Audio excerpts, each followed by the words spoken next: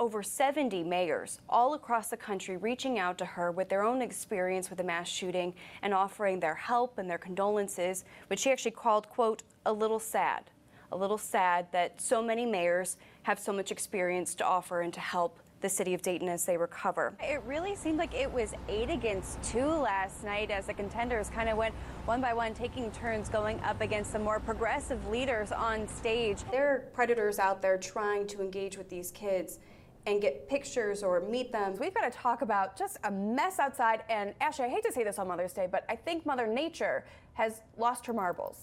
We're challenging people for solutions to our state's biggest problems.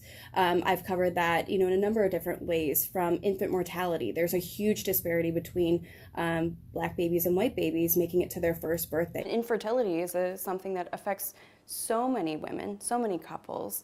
What would you say to any couple that might actually be watching and they're going through the same thing right now? It's a common household item, but you can really overdose on Benadryl. So in New Zealand, it's apparently customary for your boss to give you a little bit of a hint that you're about to be fired. They invite you to a meeting and tell you you can bring a support person, like a friend or a family member.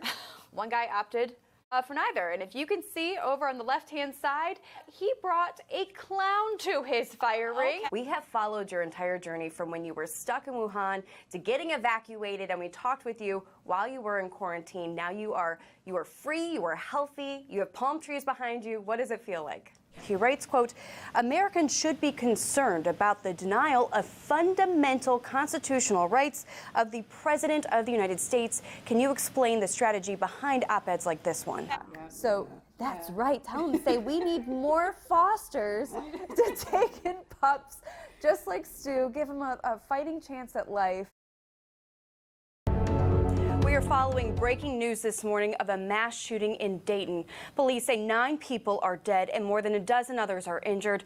Again, it happened quickly, according to police, because police were doing their normal rounds downtown. So they're saying that while 9 is obviously too many lives to have lost, it could have been much worse.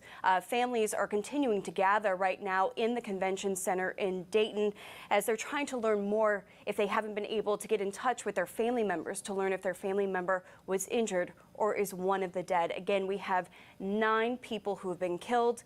Now we're going to send it over to Dayton Mayor Nan Whaley for a live press conference. All right, that was Dayton's Mayor Nan Whaley holding a press conference with more details on that mass shooting that happened around 1:07 a.m. in downtown Dayton in the historic Oregon District. And she goes on and on, just commending the first responders who were already on patrol in the area, saying that within a minute from the shooting beginning, that they were able to kill the shooter, and that in just those seconds that he was able to start shooting, the shooter was able to start shooting, that 26 people were injured. They are at various hospitals throughout the city, and 9 people were killed, and the shooter was killed. He was wearing body armor and was using a .223 caliber rifle, high-capacity magazine, multiple magazines. So just incredible work on the first responders, and the Dayton mayor saying they literally saved hundreds of lives. And Rod, do you have any more details as we wait for a second press conference to start? Do we know anything more about the shooter? Talk more about that, because my understanding is from the earlier press conference, the shooting all went down in less than a minute. Now, Rod, what are they offering to families out there, families that are looking for any information on their loved ones? It's just shocking because, again, the Dayton mayor talking earlier this morning saying this shooting today was the 250th shooting in America, mass shooting, just so far this year. Obviously, this coming just hours after what happened in El Paso, Texas. And this has already been a pretty rough year for Dayton. She talked a lot about the resiliency of this community, how they've been through so much, but just how quickly people come together. So I know there's going to be a big showing tonight at 8 p.m. for that vigil. Of course, the location is still to be announced, but they're also setting up a blood donation drive as well. Good evening, and thank Thanks so much for joining us here on Spectrum News 1, Ohio's 24-hour news channel. I'm Lindsay Oliver. Curtis Jackson is off tonight. We'll have more on your top stories from around the state in just a second, but first we have meteorologist Andrew Kozak joining us now. And Andrew, we started the week off kind of nice, but then we're in for another roller coaster. A sigh of relief for many as the statewide mask mandate is set to end this Wednesday. Our Rodnea Ross takes a look at how one Northeast Ohio restaurant will adjust to the end of the state's pandemic health orders. The first black female police chief has reportedly been selected to lead the Columbus Police Department. Our digital partners at the Columbus Dispatch reporting Detroit Assistant Police Chief Elaine Bryant has been named chief. Bryant will be making history as the first person from outside the division and will also be the first black woman to lead the department. Mayor Andrew Ginther has yet to make the official announcement. We're coming up on 1 year since the FBI broke what they call the largest bribery scandal in state history. The controversy surrounding House Bill 6 drummed up a lot of attention, but 1 year later, Larry Householder, the purported mastermind behind the scheme, is still a sitting member of the House of Representatives. Dayton Mayor Nan Whaley introduced legislation Tuesday that would crack down on corruption and make sure history doesn't repeat itself. State House reporter Molly Martinez was there.